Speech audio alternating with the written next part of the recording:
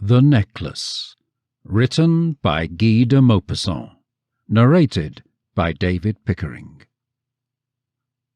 She was one of those pretty and charming girls who are sometimes, as if by a mistake of destiny, born in a family of clerks.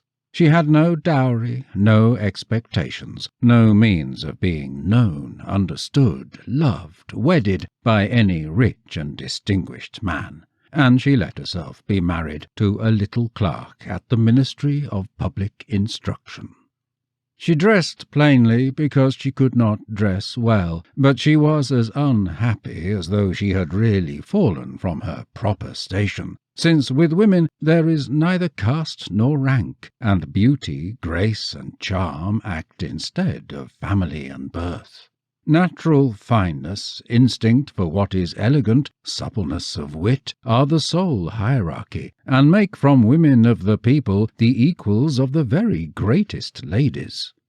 She suffered ceaselessly, feeling herself born for all the delicacies and all the luxuries. She suffered from the poverty of her dwelling, from the wretched look of the walls, from the worn-out chairs, from the ugliness of the curtains. All those things, of which another woman of her rank would never even have been conscious, tortured her and made her angry. The sight of the little Breton peasant who did her humble housework aroused in her regrets which were despairing and distracted dreams. She thought of the silent antechambers hung with oriental tapestry, lit by tall bronze candelabra, and of the two great footmen in knee-breeches who sleep in the big armchairs, made drowsy by the heavy warmth of the hot-air stove.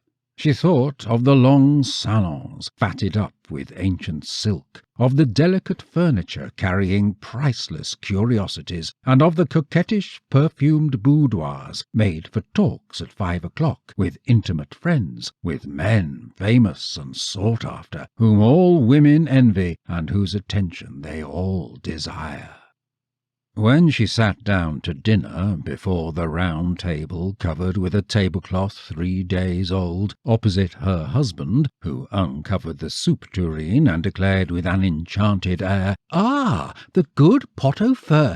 I don't know anything better than that," she thought of dainty dinners, of shining silverware, of tapestry which peopled the walls with ancient personages, and with strange birds flying in the midst of a fairy forest, and she thought of delicious dishes served on marvellous plates, and of the whispered gallantries which you listen to with a sphinx-like smile while you are eating the pink flesh of a trout or the wings of a quail.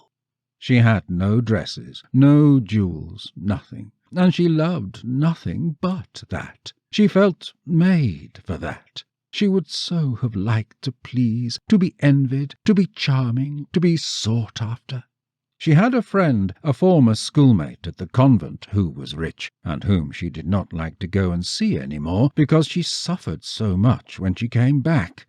But one evening her husband returned home with a triumphant air, and holding a large envelope in his hand. "There," said he, "here is something for you." She tore the paper sharply, and drew out a printed card which bore these words: "The Minister of Public Instruction and Madame Georges Ramponneau request the honour of Monsieur and Madame Loisel's company at the Palace of the Ministry on Monday evening, January the 18th. Instead of being delighted, as her husband hoped, she threw the invitation on the table with disdain, murmuring, "What do you want me to do with that? But, my dear, I thought you would be glad. You never go out, and this is such a fine opportunity. I had awful trouble to get it. Everyone wants to go. It is very select, and they're not giving many invitations to clerks. The whole official world will be there." She looked at him with an irritated eye, and she said impatiently, "And what do you want me to put on my back?" He had not thought of that. He stammered, "Why, the dress you go to the theatre in. It looks very well to me." He stopped, distracted, seeing that his wife was crying. 2 great tears descended slowly from the corners of her eyes toward the corners of her mouth. He stuttered, "What's the matter? What's the matter?" But by a violent effort she had conquered her grief, and she replied with a calm voice, while she wiped her wet cheeks, "Nothing, only I have no dress, and therefore I can't go to this ball. Give your card to some colleague whose wife is better equipped than I." He was in despair. He resumed, "Come, let us see, Mathilde. How much would it cost, a suitable dress which you could use on other occasions? Something very simple?" She reflected several seconds, making her calculations, and wondering also what sum she could ask without drawing on herself an immediate refusal and a frightened exclamation from the economical clerk. Finally she replied, hesitatingly, "I don't know exactly, but I think I could manage it with 400 francs. He had grown a little pale, because he was laying aside just that amount to buy a gun and treat himself to a little shooting next summer on the plain of Nanterre, with several friends who went to shoot larks down there of a Sunday. But he said, "All right, I will give you 400 francs, and try to have a pretty dress."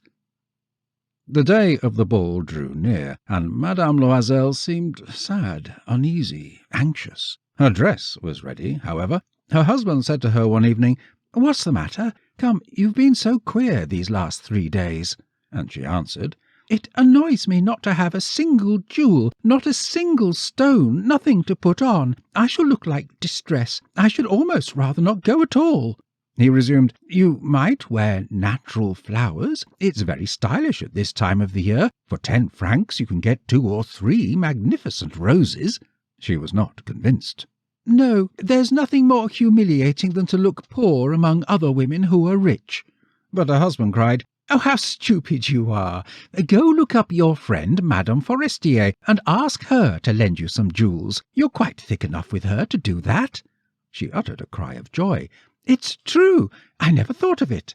The next day she went to her friend and told of her distress. Madame Forestier went to a wardrobe with a glass door, took out a large jewel-box, brought it back, opened it, and said to Madame Loisel, "Choose, my dear." She saw first of all some bracelets, then a pearl necklace, then a Venetian cross, gold and precious stones of admirable workmanship.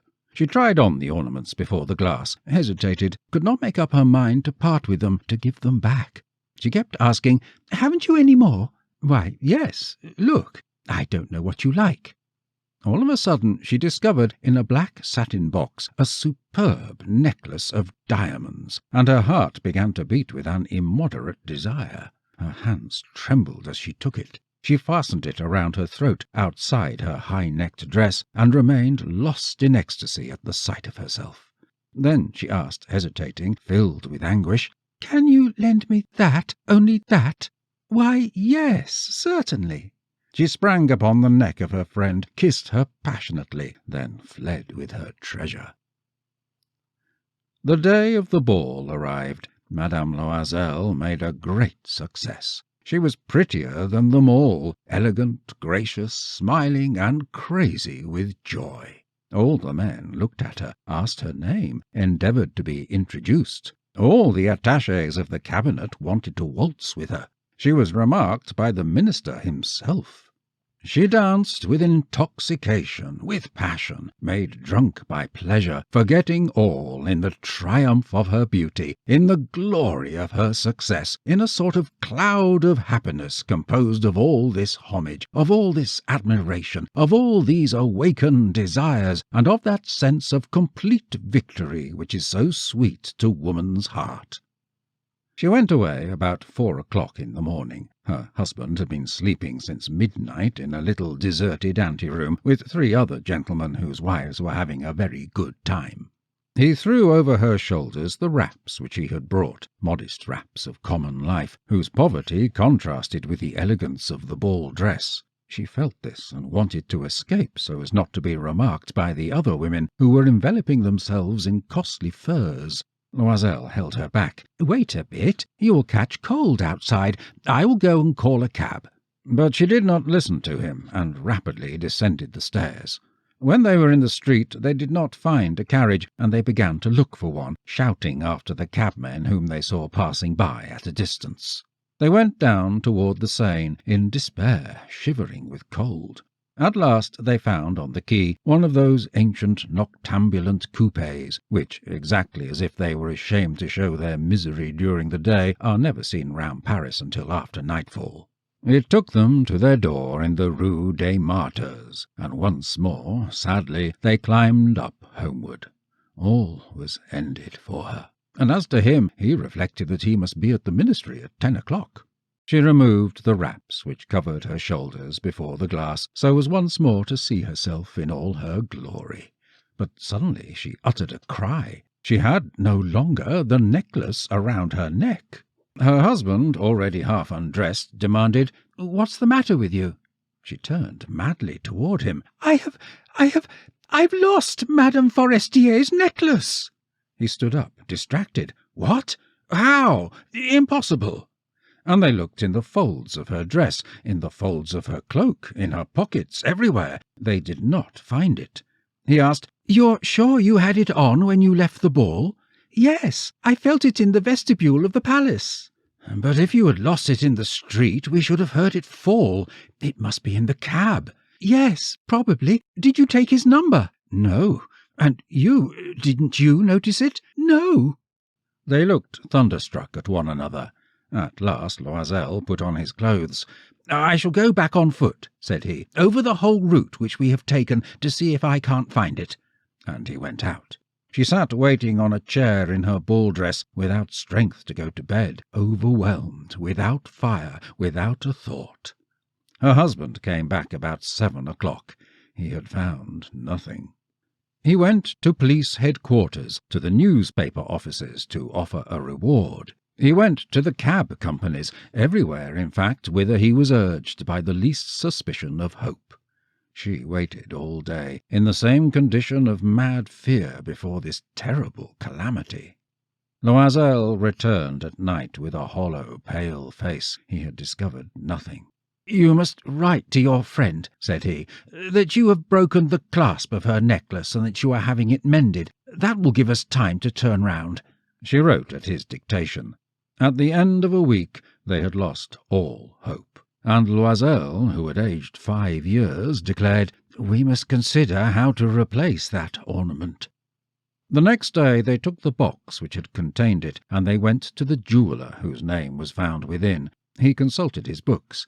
"It was not I, madam, who sold that necklace. I must simply have furnished the case." Then they went from jeweller to jeweller, searching for a necklace like the other, consulting their memories, sick both of them with chagrin and with anguish. They found in a shop at the Palais Royal a string of diamonds which seemed to them exactly like the one they looked for. It was worth 40,000 francs. They could have it for 36. So they begged the jeweller not to sell it for 3 days yet, and they made a bargain that he should buy it back for 34,000 francs in case they found the other one before the end of February. Loisel possessed 18,000 francs, which his father had left him. He would borrow the rest. He did borrow, asking 1,000 francs of one, 500 of another, 5 louis here, 3 louis there. He gave notes, took up ruinous obligations, dealt with usurers and all the race of lenders. He compromised all the rest of his life, risked his signature without even knowing if he could meet it, and, frightened by the pains yet to come, by the black misery which was about to fall upon him, by the prospect of all the physical privations and of all the moral tortures which he was to suffer, he went to get the new necklace, putting down upon the merchant's counter 36,000 francs. When Madame Loisel took back the necklace, Madame Forestier said to her with a chilly manner, "You should have returned it sooner. I might have needed it." She did not open the case, as her friend had so much feared. If she had detected the substitution, what would she have thought? What would she have said? Would she not have taken Madame Loisel for a thief? Madame Loisel now knew the horrible existence of the needy. She took her part, moreover, all on a sudden, with heroism. That dreadful debt must be paid. She would pay it. They dismissed their servant. They changed their lodgings. They rented a garret under the roof. She came to know what heavy housework meant, and the odious cares of the kitchen. She washed the dishes, using her rosy nails on the greasy pots and pans. She washed the dirty linen, the shirts and the dishcloths, which she dried upon a line. She carried the slops down to the street every morning, and carried up the water, stopping for breath at every landing. And, dressed like a woman of the people, she went to the fruiterer, the grocer, the butcher, her basket on her arm, bargaining, insulted, defending her miserable money sou by sou. Each month they had to meet some notes, renew others, obtain more time.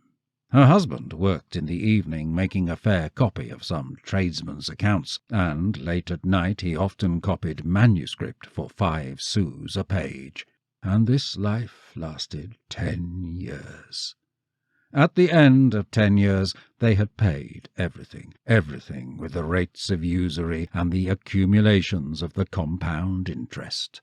Madame Loisel looked old now. She had become the woman of impoverished households, strong and hard and rough. With frowsy hair, skirts askew, and red hands, she talked loud while washing the floor with great swishes of water.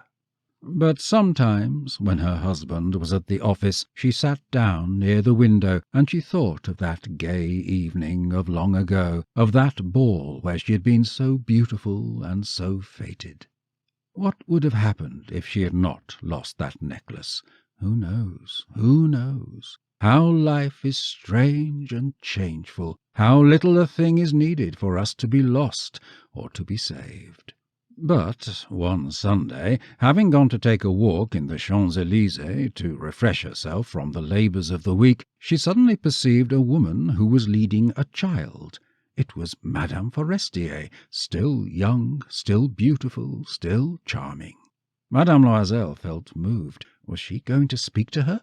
Yes, certainly. And now that she had paid, she was going to tell her all about it.